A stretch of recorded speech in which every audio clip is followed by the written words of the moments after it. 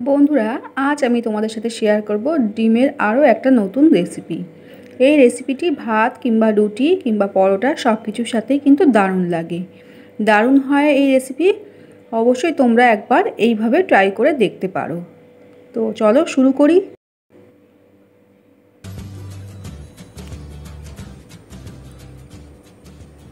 নমস্কার বন্ধুরা, Piu cooking and lifestyle চ্যানেলের নতুন একটা ভিডিওতে সবাইকে জানাই অনেক অনেক স্বাগত। তো দেখো, ডিমের রেসিপিটি বানানোর জন্য প্রথমে আমি তিনটে ডিম নিয়েছি এবং ডিমটাকে ফাটিয়ে নিয়েছি একটা বাটির মধ্যে। এবার এর মধ্যে একটা ছোট সাইজের পেঁয়াজ ভালো করে মিহি করে কুচো করে নিয়েছি, সেটাই ডিমের মধ্যে দিয়ে দিলাম। আর দিলাম একটা ছোট সাইজের টমেটো, সেটাও কুচো করে ডিমের মধ্যে দিয়ে দিলাম। আর দিলাম দুটো কাঁচা লঙ্কা ঝিরিঝিরি করে কেটে নিয়েছি, মানে কুচিয়ে নিয়েছি, সেই কাঁচা লঙ্কা কুচোটা দিয়ে দিলাম। আর দিলাম অল্প হাফ চামচ হলুদ, পরিমাণ মতো নুন, আর দিলাম হাফ চামচ লঙ্কার গুঁড়ো। এবার সমস্ত কিছু ভালো করে একটু মিশিয়ে নিতে হবে। তো ভালো করে ডিমের সাথে মিশিয়ে নিচ্ছি। আর এখানে দিয়ে দিলাম অল্প একটু আদা বাটা আর রসুন বাটা, হাফ চামচ আদা আর রসুন মিশিয়ে বেটে দিয়ে দেবে। এবার মিশ্রণটা আমার গোলা হয়ে গেছে। এবার একটা কড়াই বসিয়ে দিয়েছি, কড়াইয়ের মধ্যে তেল দিয়ে দিয়েছি। এবার তেলটা গরম হতেই আমি এখান থেকে ডিমের ব্যাটার, মানে ডিমের গোলা অল্প অর্ধেকটা দিয়ে দিলাম। দুবারে ভাজবো, ওই জন্য আমি অর্ধেক অর্ধেক করে দুবারে ভেজে নেব। তো অর্ধেকটা দিয়ে দিলাম আর অর্ধেকটা রেখে দিলাম। এবার ডিমটা রোল করে, যেমনভাবে রোল বানায় ঠিক সেইভাবে রোলের মতো করে ভাজ দিয়ে নেব। তো একদিকটা হয়ে গেলে এইভাবে রোলের মতন করে মুড়িয়ে ভাজ দিয়ে নিচ্ছি। দিয়ে এবার উল্টে পাল্টে ভেজে উঠিয়ে নেব। তো হয়ে গেল। এবার আরও একটু তেল দিয়ে দিলাম, দিয়ে বাকি মিশ্রণটা দিয়ে দিলাম ডিমের। এটাও ঠিক একইভাবে ভেজে নিতে হবে। আজকের ডিমের এই রেসিপি যদি তোমাদের ভালো লাগে বন্ধুরা, অবশ্যই একবার ট্রাই করো। আর রেসিপি ভালো লাগলে অবশ্যই লাইক করে দেখো আর কমেন্টে জানিও তোমাদের কেমন লেগেছে।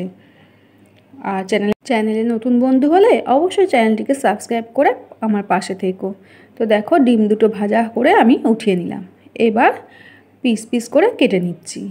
তো একটা খুন্তি দিয়ে আমি এইভাবে পিস করে কেটে নিচ্ছি। সবসময় একই রকম ডিমের রেসিপি খেতে ভালো লাগে না, একটু যদি আমরা মাঝে মাঝে অন্যরকমভাবে ডিমটা রান্না করে খাই, এতে কিন্তু স্বাদেরও পরিবর্তন হয় আর বেশ ভালোও লাগে। তো এইভাবে ডিমগুলো আমি কেটে নিলাম। এবারে চলো রান্নাটা শুরু করি। তো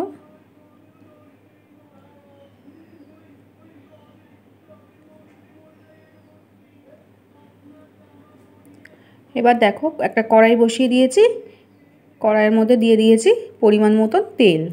তেলটা তোমরা পরিমাণ বুঝে দিয়ে দেবে, কম বেশি যেমন তোমরা তেল খাও সেই বুঝে তেলটা দিয়ে দেবে। এবার দিয়ে দিলাম অল্প একটু জিরে ফোড়ন, দিয়ে দিলাম গোটা গরম মশলা আর একটা তেজপাতা। গোটা গরম মশলার মধ্যে এখানে আমি দিয়ে দিয়েছি দুটো এলাচ আর দুটো লবঙ্গ। আর এখানে একটা পেঁয়াজ ঝিরিঝিরি করে কেটে রেখেছিলাম, সে একটা পেঁয়াজ দিয়ে দিলাম।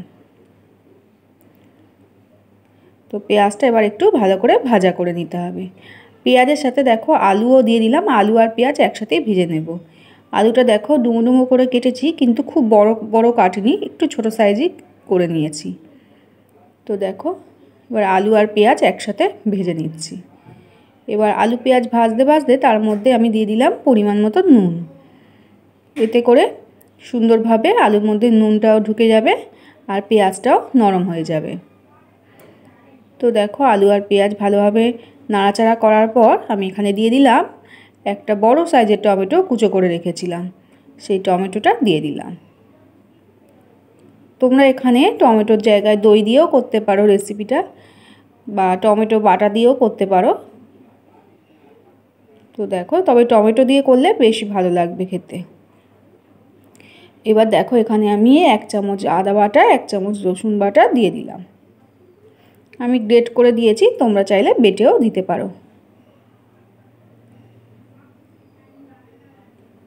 তো ভালো করে আদা রসুনটা আলু টমেটো পেঁয়াজের সাথে ভালো করে একটু ভাজা করে নিলাম, যাতে আদা রসুনের কাঁচা গন্ধটা চলে যায়। তারপর দেখো এখানে দিয়ে দিলাম পরিমাণ মতো হলুদ। হলুদ গুঁড়ো দেওয়ার পর এখানে দিলাম দেখো লাল লঙ্কার গুঁড়ো 1 চামচ আর কাশ্মীরি লঙ্কার গুঁড়ো 1 চামচ। তো দিয়ে দেখো অল্প একটু জল দিলাম যাতে মশলাটা পুড়ে না যায়, দিয়ে ভালো করে একটু কষিয়ে নিচ্ছি। আর এখানে দিয়ে দিয়েছি দেখো 1 চামচ ধনে গুঁড়ো আর 1 চামচ জিরে গুঁড়ো, সেটাও দিয়ে দিলাম। দিয়ে এবার ভালো করে কষিয়ে নিচ্ছি।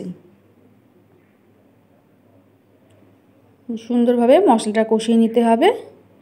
তো দেখো জলের দরকার হলে অল্প একটু জল দিয়ে ভালো করে মশলাটা কষিয়ে দেবে। আর এখানে দিয়ে দিলাম দেখো অল্প একটু স্বাদ অনুযায়ী চিনি। মিষ্টিটা আমি এখানে দিলাম, তোমরা যদি পছন্দ না করো তাহলে স্কিপ করে দিতে পারো। আর দেখো দিয়ে দিলাম 2টো কাঁচা লঙ্কা চিড়ে ওপর থেকে দিয়ে দিলাম, এতে খুব সুন্দর একটা কাঁচা লঙ্কা ফ্লেভার আসবে। এবার দেখো ভালো করে কষিয়ে নেওয়ার পর আমি জল দিয়ে দিচ্ছি। আজকের রেসিপি যদি তোমরা ফেসবুক থেকে দেখে থাকো বন্ধুরা, অবশ্যই আমার প্রোফাইলটিকে ফলো করে দিও। আর রেসিপি ভালো লাগলে সবার সাথে শেয়ার করে দিও। তো দেখো জলটা পরিমাণ বুঝে তোমরা দিয়ে দেবে। আর একটু ঝোল ঝোল লাগবে, কারণ ডিমটা যখন দেব ডিম কিন্তু ঝোল টেনে নেবে অনেকটাই। তো দেখো এবার একটু ঢেকে দেবো যাতে সুন্দরভাবে আলুটা সেদ্ধ হয়ে যায়। আর আলুটা যেহেতু একটু ছোটো ছোটো করে কাটা রয়েছে, কিন্তু খুব সুন্দরভাবে সেদ্ধ হয়ে যাবে। এবার দেখো ঢাকা খুলে ডিমগুলো অ্যাড করে দিচ্ছি। ঝোল খুব সুন্দরভাবে ফুটে গেছে আর আলুও সেদ্ধ হয়ে গেছে। এইবার ডিমগুলো দিয়ে দিলাম।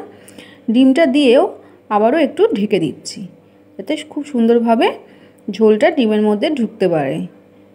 আর ডিমের মধ্যে ঝোলটা ঢুকলে না ডিমগুলো কিন্তু খেতে দারুণ লাগবে। তো দেখো একটু ঢেকে দেওয়ার পর আবারও ফিরে আসলাম। 2 থেকে 3 মিনিট ঢেকে দিলেই হবে। তারপর দেখো ঢাকা খুলে নিলাম, নিয়ে এবার ওপর থেকে গরম মশলার গুঁড়ো অ্যাড করে দিলাম। এই গরম মশলার গুঁড়োটা অবশ্যই দিতে হবে, এতে করে এই রেসিপির স্বাদ কিন্তু দ্বিগুণ বেড়ে যাবে। তো দেখো গরম মশলার গুঁড়ো দেওয়ার পর একটু ভালো করে নাড়াচাড়া করে আমি গ্যাসের ফ্লেমটা অফ করে দেব। তো দেখো ডিমগুলো কত সুন্দর দেখতে লাগছে। এবার তোমরা চাইলে এখানে ওপর থেকে একটু ধনেপাতা কুচো ছড়িয়ে দিতে পারো। তো দেখো আমি অল্প করে একটু ধনেপাতা দিয়ে দিলাম, দিয়ে এবার ঢেকে দিলাম। একটু স্ট্যান্ডিং টাইমে রেখে দেব ঢাকা দিয়ে 5-10 মিনিট, তারপরে সার্ভ করে দেব। দেখো কত সুন্দর কালারটা এসেছে বন্ধুরা। তো দেখো সার্ভ করার জন্য একদম রেডি। আমি একটা বোলের মধ্যে ঢেলে নিয়েছি পরিবেশন করার জন্য। আজ তাহলে এখানেই বিদায় নেবো বন্ধুরা। রেসিপি কেমন লাগলো অবশ্যই কমেন্টে জানিও। সবাই খুব ভালো থেকো, সুস্থ থেকো, টাটা।